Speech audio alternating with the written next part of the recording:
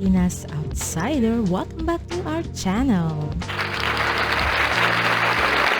And for today's video, makikimarites na naman tayo sa mga latest issue at news ngayon. Pero bago yan, huwag kalimutan mag-like and subscribe to our YouTube channel. Let's go! Alam niyo po kung bakit mahalaga ho ito dahil sabi nga ho, itong pagdinig, itong huling hearing na ginawa ng mga senador, bawat araw po, 1.35 billion per day ang flood control project. Yan ang nangyayari sa atin sa 2024. Hindi po ito panahon kasi may mga bagong fake news ngayon na panahon. Diba? Bilyon ang pinag-uusapan sa flood control. Pero walang nangyayari. Mas lumala pa. Pa daw ito ni Duterte. Noong 2023, 1.079 billion per day. Per day po yan, ha?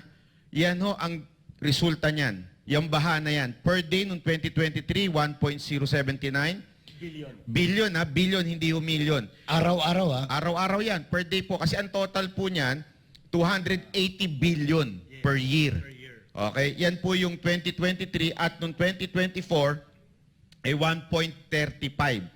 So habang tumatagal, pataas ng pataas ang nauubos na pera ng bawat Pilipino. Kaya hanggang nandyan pa po ang gobyernong ito. So, yun lang ho ang ating ina-emphasize dito. Hindi lamang po ito, itong laban sa KOJC, isa lang po itong pang-aabuso nila. Marami pa pong iba na pang-aabuso. Kaya, nasa kamay na po natin. Sabi nga nila, di ba, ang nagtatagumpay ang mga demonyo pag ang mga mabubuting tao ay hindi nagsalita. Kung bilyon ang nagagastos kada araw, ibig sabihin, dapat tayo na ang pinakamagandang may flood control sa buong mundo. Sa ganong kalaki, dapat wala nang baha. Kahit Oli, konting wala. So, Oli, harapan tayong ninanakawan. Yes. Maliwanag na maliwanag. Maliwanag. Harapan na. So, napakaganda nung statement nung mga PMAers, no? So, at saka mga kasundaluhan, and mga sirs at saka mga ma'ams. Kapag kayo ang nagmamanifesto, alam ni Eric ito, meron pong nangyayari. Ang ibig lang naming sabihin doon, kami po ay parang we're comforted. We're comforted kasi ginagahasa na po kami ng Marcos administration. No, tingnan niyo itong mga politiko, ang kakapal na mga muka. Harapan kong magnakaw na sa Pilipino at wala na talagang kahihiyan na kahit man lang tagu-taguin ng konti yung pagmamalabis nila dito sa KOJC, hindi nila matago. No, so this president has emboldened the criminals in government. So pag kayo nagsalita, kami ay nako-comfort kami. So ang ibig sabihin nun, may ibig sabihin yung ilang taon kayo yung pinagkakatiwalaan ng Pilipino. Yung salute sa mga AFP generals na nagbigay ng statement. At tinatanong kanina, sinabi ni Ka Eric, lumalabas na Davao is the next EDSA. Kaya nga maraming nagsasabi na paano yung susunod na people power, anong gagawin? Alam nyo, maraming nag-aantay doon sa mga sinabi ng mga generals, meron pa bang ibang susunod?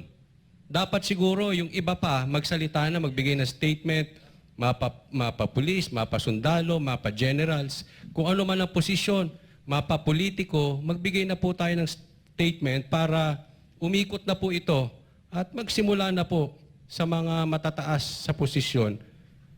At sa lahat po, kahit po yung mga manunood, mga netizens, bigay na po tayo ng statement. I-post lang nila sa kanilang social media. Magingay kayo. Huwag kayong mahiya. Sapagkat pag nahiya kayo, mananatili itong mga demonyo ito. Sabi nga ni Banat Bay, taon-taon tumataas yung kinukurakong nila dyan sa flood control projects na yan. Taon-taon din yung baha sa Pilipinas, palaki na rin ang palaki. Ngayon, itong KOJC, wala itong ninakaw sa taong bayan. Walang ninakaw to sa gobyerno. Walang hiningi to sa gobyerno. Actually, sila pa nga yung tumutulong sa gobyerno. Unang-una, doon sa insurgency. Malaki ang naitulong nila. Kaya maraming mga nagbalik loob na mga kadre dito sa ating sa gobyerno. Kaya sana ang hinaharas natin sa mga kapulisan, ang iharas ninyo yung mga nagnanakaw sa taong bayan. Yun ang harasin ninyo, hindi itong mga matitinong tao na nandito sa loob ng compound ng Kingdom of Jesus Christ. Tapos merong pang bagong balita ngayon, no? I read it na government is considering new taxes if revenue collection falls short. So bitin Diyos ko, tax pa increase yan ha. Araw-araw nga binubulsa yung bilyon. Mag-i-increase pa. pa sila yung Saan na? pagnanakaw nitong mga ito. No? Dadagdagan pa nila yung pangungupit sa atin. At ito pa ang malala. Beyond Pwede bang magbawas muna ng mga ang tataas ng bilihin eh? Ha? Pwede bang yun muna? dito sa Pwede bang yun ang gawan muna ng paraan? laboratorio ng martial law sa Kingdom of Jesus Christ na ginagawa ni Marcos, first time after 10 years sumirit ang inflation ng todo-todo. Ang ibig sabihin po, the highest food prices, pagkain, bigas, presyo ng kuryente, presyo ng tubig, matrikula, at mga bilihin, gamot, nangyari po under sa kanya. Ano pong indication yan? Indication po yan ng total failure of leadership. Ang kanyang pagiging laboratorio ang Davao, ito yung taktika ng ignore and divert. Ini-ignore niyang problema at dinadivert papunta sa KOGC. Yun ang teorya ng kanyang survival, but it cannot hold Sobrang taas ng mga bilihin ngayon. Siyempre, sa kanila, wala lang yun. Mapipera eh. for long. Hindi yan magtatagal. Yung kanyang pag-i-ignore na ito at pag-divert na ito as if they're implementing the rule of law against Pastor Kibuloy and his ministers in Kingdom of Jesus Christ ay nalalantad na sa taong bayan. Ang layunin nila ay itabi ang pagtingin ng tao doon sa real problems. Malubhang korupsyon, malaganap na kahirapan, 10-year high ang pagbagsak ng mga presyo ng bilihin, cocaine addiction na hindi niya masagot-sagot na ang addiction at ang nagtutulak ng droga ay hindi lamang siya at ang mga barkada niya kundi asawa niya mismo. These are public scandalous accusations na kung sa Japan ito si Marcos Jr. ay dapat binigyan na ito ng samurai para mag-suicide. Hinahabol nila ng ganito. At saka bakit kasama na yung property? Na-mention na rin nila. Nga, pinag-iinitan nila yung property ng Kingdom of Jesus Christ. Wala naman nakapangalan kay Pastor. Commonwealth yan. Amin yan lahat. Kaya nga, mana namin yan. No? This is our birthright. Yun yung namin. Kaya ito, pinagkakaisahan namin yan for how many years? This ministry started from nothing. As what our beloved pastor had always said, we produce something out of nothing by faith na build itong kingdom nation. Tapos basta na lang gusto nilang kunin dahil nakita nila. At ito nga, alam naman natin na yung pera, hindi namin ninakaw. Honest yun. Sabi niya pa, money laundering, tapos kukunin niya yung mga assets. Sa Kingdom of Jesus Christ yan at narinig na natin yung side ng panel. Kaya sa lahat ng mga Kingdom of Jesus Christ members, manatili tayo dahil meron pa naman talagang paraan. At ang mga properties na yun na nga, bakit ba gustong-gusto nila? Bakit ba pilit talaga nilang kunin? No? Kumbaga, may evil eye sila, may inggit. Ganon din kasi yung Amerika. Kaya nga copy-paste, naiinggit din talaga sila sa influence si pastor, sa mga pagpapala na natanggap ng Kingdom of Jesus Christ na pinangungunahan ng ating pinakamamahal pastor. So, ulitin namin, itong naipunla at itong lahat na binigay ito lahat ng ating Panginoon Diyos. Ito ang magiging resulta kapag ang pamamahala matino honest, walang corruption, zero corruption. Kaya ganito, pinagpala ang Kingdom of Jesus Christ. Kami-kami, nagkakaisa kaming lahat. Walang corruption dito. Yung pera, honesty yan. Blood, sweat, and tears.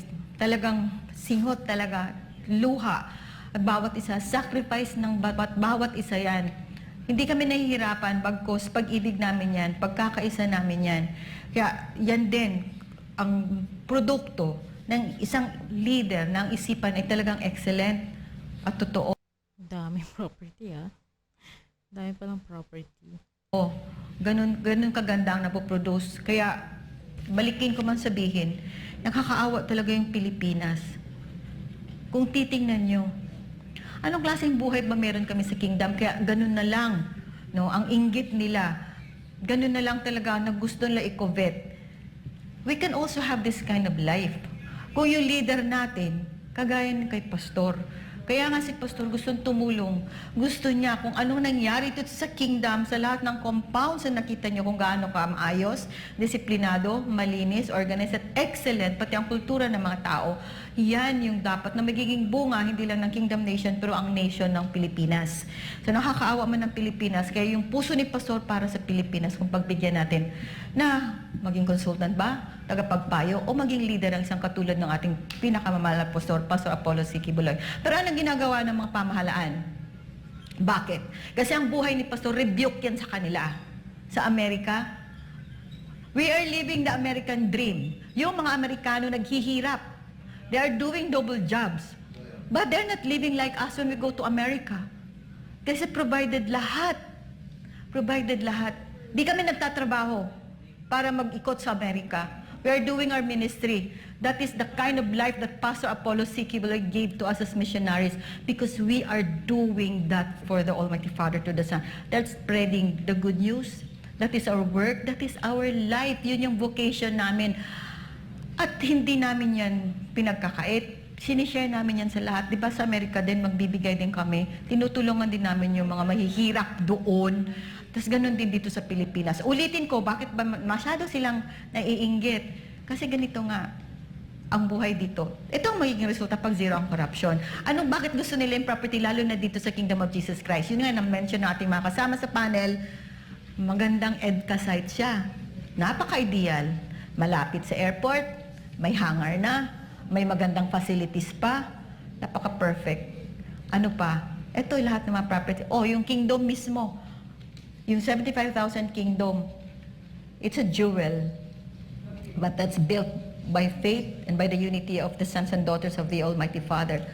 No structures so beautiful as our kingdom, majestic and really God-glorifying kingdom. Yun, when you live and when you arrive in the vow, that is what you see. Kaya yun ang nakikita nila. Kaya gustong-gusto nila yan. Gusto nyo kunin yung basta-basta na lang na ganon. Mag-i-invade na lang kayo sa lugar namin. Basta kunin nyo na lang na pinaghirapan namin. And that is why, sanabi nga natin mga kasamahan, nagkausap kami, we will stay here, we will stand our ground. Baka yun yung purpose talaga. Baka nga kukunin lahat ng mga properties. As you can see, sobrang ganda nga ng mga property. Pero, we will protect what the Almighty Father has given to us. Hindi niyo makukuha yan. Dahil there is a God in heaven. Kung di man namin makuha ang hustisya dito, may Diyos sa langit na nakatingin. And then you will see, you will witness what the Almighty Father will do in our midst because hindi kailanman manaigang kasamaan sa kabutihan. Kaya nagpapasalamat tayo sa lahat mga ginagamit ng ating dakilang Ama na sumusuporta, lahat na talagang nagsusupport, na mag-guard, kahit ang IMNLF Davao, si Mong Asis Ulamit, di ba, kanina nananawagan na tayo sa mga general, sa mga talagang naniniwala pa na meron pang hustisya at may pag-asa pa yung ating bansa na makisa. So, also the Muslim brothers, they also provide security for the KOJC if we need it. So, maraming salamat in behalf of the Kingdom of Jesus Christ sa lahat sa amin. Taos puso kami nagpapasalamat sa lahat ng sumusuporta, sa lahat ng tumutulong. Mananatili kami kasi alam namin ang katotohanan at alam din namin kung ano yung buhay na meron kami. Kaya hindi namin yan kayang ipagpalit, no? Para lang dito sa pansamantala lang itong kasamaan na to. Because hindi talaga siya mananatili. So nagpapasalamat kami na itong aming natanggap, pure, malinis yung pera, hindi ito dirty money, malinis ito. Galing ito sa pagkakaisa ng bawat isa. Galing dahil ang pinangungunahan ito ng ating pinakamamala pastor at ito yung na-build niya. Kaya na lang ganun kainggit, ganun kagalit. Sino bang magagalit sa anak ng Diyos? Anak din ng mga demonyo. Kaya ito na, this is a spiritual battle. That is why we do not rely, no, on weapons. Totoo, wala kaming armas na physical. But this is a spiritual battle, and no weapon formed against us will prosper, and every tongue that shall rise against us in judgment, thou shalt condemn. Kaya, this has gone beyond. This has gone beyond the physical, political. This is already truly a spiritual battle that is happening. Kaya, sa lahat na nag-involved dito, that those who are in the good side, on the side of the kingdom, on the side of the truth, on the side of justice, alam natin na soon, the Almighty Father in heaven will really answer our prayers at bibigay niya talaga yung tunay na katagumpayan, katarungan sa bawat isa sa mga nangyayari ngayon dito sa ating lipunan. Maging dito sa aming compound sa Kingdom of Jesus Christ. Hindi kami nawawala ng loob. Maninindigan pa rin kami. Kaya yun nga, nagpapasalamat kami sa lahat. At ulitin ko, honest, excellent, lahat. Walang corruption dito. Hindi kami nagnakaw. Kung ano man ang i-freeze nyo, wala kayo magagawa. Kasi ang pagpapala galing sa Ama sa Langit, bigay yan, it's a blessing coming from the Almighty Father who has blessed this kingdom nation tremendously all these years. Kasi nga, kung ano yung ibibigay mo, yun ang ibabalik sa'yo. So kung ang binigay mo, kabutihan, kindness, honesty, then blessings will come back. And we'll still believe because hindi kami talaga nawawala ng pag-asa, hindi kami nawawala ng loob, mananatili kami. So, madaming masyadong issue. Yung mga fabricated lies, there are cases that are filed in the pretense of their true intention, and that is the kingdom. That is our property. Ano man ang mga kasinungalingan, mga fabricated na mga lies, allegations na pinapatong kay special rapist, human trafficking, kahit ano na, land grabbing and everything, pero walang issue si pastor na nagnakaw. Hindi kayo makakapag-accuse sa aming mahal na pastor na nagnakaw. Kaya nga sabi ni pastor, at yun din ang tinuturo niya dito sa amin, sa kingdom, na maging honest. Kaya yung kasinungalingan, hindi talaga kultura ng kingdom yan dito. Hindi talaga, hindi manatili doon yung corrupt. Magkasala ka na lang sa anumang bagay, wag lang talaga sa pera. So, wag lang sa pera. Kaya pagpapalain ng ating bansa pag wala ng corruption. Kaya nga pinagpapala ang kingdom kasi zero ang corruption dito because the Father will not bless a country that is full of corruption and thieves and robbers. That is why the kingdom nation is blessed. And kahit kano kami kaliit, kakonte, o ano man ang ginagawa namin na magkakaisa, pinagpapala kami patuloy ng ating Ama. In spite of what is happening, we still believe that the Father's blessing is still overwhelming sa bawat isa sa amin. So, nagpapasalamat tayo sa lahat ng ating mga kasama sa panel sa gabing ito, sa lahat ng nakiisa, sa lahat ng nakikiramay at talagang tumutulong sa bawat isa, nananawagan kami at makikita natin ang kasagutan sa lahat ng ito. Hindi tayo pababayaan dahil may Diyos naman and He is doing a divine intervention in this country. Gumagawa siya ng talagang paraan at matatapos din itong lahat. Bibigyan tayo ng bagong liwayway naman sa ating buhay. So, sa ating Ayan. May tanong lang po ako kasi di ba paulit-ulit po nating nananawagan ng people power. May dalawa lang po akong tanong na paulit-ulit din sinasabi dito ng mga netizen. One, kung hindi naman kami taga KOJC, ano ang dahilan para kami ay sumama, tumulong at makiisa? Pangalawa, gusto na namin mag-people power. Ano po ba ang aming pwedeng gawin at tulong? Pwede po kahit sa inyong sa panel ang sumagot. Magandang tanong yan, ano? Ang issue ng Kingdom of Jesus Christ na ginagamitan ng batas, pulis at state terrorism bilang abusado at aladiktadura na paghahari ni Marcos Jr. ay issue ng mamamayan. It's already beyond Pastor Kibuloy. It's already beyond the Kingdom of Jesus Christ. Issue po ito ng katarungan. Kung ang Pangulo ng Bansa na siyang dapat nangangalaga sa batas, nagpapatupad ng batas at nangunguna sa pagprotekta ng mga inosenteng sibilyan, kabataan, kababaihan at manggagawa sa simbahan ng Kingdom of Jesus Christ ay siyang unang lumalabag sa mga batas na ito, walang dahilan na hindi niya gawin ito sa iba pang bahagi ng lipunan at mamamayan. Therefore, it extends beyond the Kingdom of Jesus Christ. Pangalawa, ang pagiging abusado ng mga pulis, ang hindi pagrespeto sa batas, ay dahil kinukonsinti at kinukumpasa ng Pangulo ng Bansa. Ang abuso at ang paglapastangan sa batas na ginagawa ng Pangulo ng Bansa is an indicator of failure of leadership. Therefore, it's an issue of the people. Failure to govern and failure of leadership. Kaya issue ito ng buong mamamayan. Pangatlo, wala sa wastong katinuan ang Pangulo ng Bansa that even illegal actions by the police are being consented, tolerated, and even invoked by him. Therefore, it becomes a question. Kahit para sa bata na lang, yung mga bata na sasaktan doon, natutroma, yung mga babae na tinutulak, yung mga armado, no? Parang sobra naman ata yun, para lang sa 5 pang hinahanap nila. Of his capacity to govern morally and competently. Kaya issue yan. And kung napasok na nila yung loob, tapos wala naman sila nakita doon, it means, wala talaga doon. So, ba't lagi nilang pinapasok? Eh, wala nga. Diba? Nangaharas lang eh. Para sumuko siguro ng kusa. Yan ang taong bayan. Simbolo lamang ang Kingdom of Jesus Christ. Nagkataon lang na dito ito nangyari kay Pastor Kibuloy. Eric, Kaya ano mga dapat gawin, Sir Jay?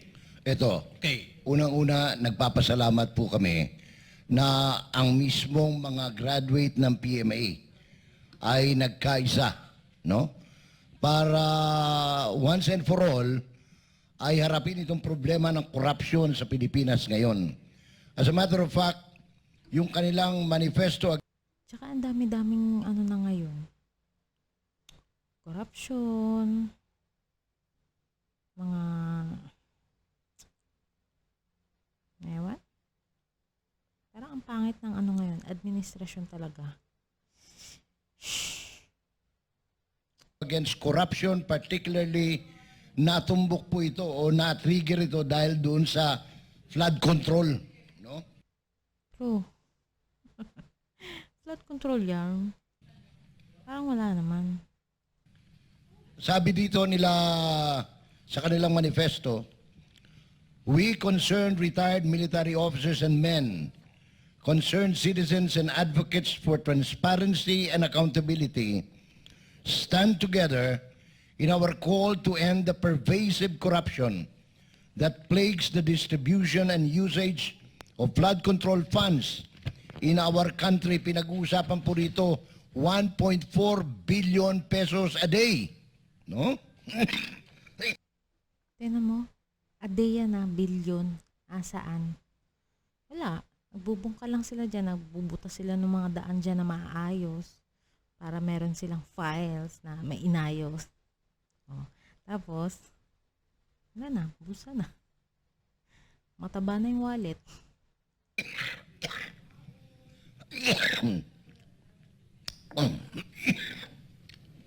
And speaking of corruption, Sir Jay, ang issue ng corruption po ay issue ng moral competence of the President. At ang sinasabi dito, yung 1.4 billion pesos na budget na ito ay limpak-limpak na salaping nagdudulot sana ng kabutihan sa kagutuman, kahirapan at kawalan ng trabaho ay napupunta sa bulsa at kapakinabangan ng mga kurakot na politikong inaalagaan ni Marcos. Exactly. Yun ang Dapat yun yung hinuhuli. dahilan kung bakit as of the moment, while we're talking, Sir Jay, 138 signatories na mga retired generals. Pero babalikan ko yan ng briefly lang kasi may tanong si Banatbay from the netizen na pwedeng mag-react kayo at ang mga co-panel ko. So naipakita natin na ang issue at ang sitwasyon na parang laboratorio ng martial law ang Davao City at ang nagaganap na pang-aabuso sa mga kabataan, sibilyan, kababaihan, at mga katutubo dito sa Davao, sa Kingdom of Jesus Christ, ay issue ng competence ni Marcos na hindi na niya kayang mamuno, issue ng mamamayan yan. Doon sa tanong, saan at paano sumama sa people power? Dalawa po ang pwedeng nakikita ko dito. Una, the people power can be generated initially in Davao. Kung saan, hindi na lamang mga taga-Kingdom of Jesus Christ ang kikilos, kundi ang mga barangay at mga komunidad ng katutubo at mga barangay sa paligid ng Davao at ng Mindanao ay magtitipon-tipon at maghahayag ng saloobin sa iba't ibang lansangan sa panig ng Mindanao. No longer necessary na pumunta sila sa Luzon, sa EDSA. Ibig sabihin po, as a form of solidarity and sympathy, they can go out in their areas, in their public plaza, every afternoon, 6 o'clock, magkaroon ng symbolic prayer and solidarity, candle lighting, noise barrage, whatever form, in solidarity to the Davao City situation na ginagawang laboratorio ng Martial Law Part 2. Number 2, habang lumalawak ang people power program, Ang hirap niyan. Alam niyo ba, nalinis na yung pangalan ni Marcos because of Duterte. And now, wala na. Pangit na ulit. protest sa Mindanao, pwede pong kalampagin si Marcos sa Manila. Dito naman papasok ang Luzon Initiative. So pwedeng ito ay magkadalawang panig magkasabay. Habang lumalawak at lumalakas, at sa tingin ko, Sir Jay, correct me if I'm wrong, mga kasamahan ko, mauunang lalakas at lalawak ang people power movement sa Mindanao, and then susunod ang Luzon. At ang Luzon, symbolically, it can be in EDSA, it can be outside the gate of Malacanang, it can be in Iwasang Bonifacio.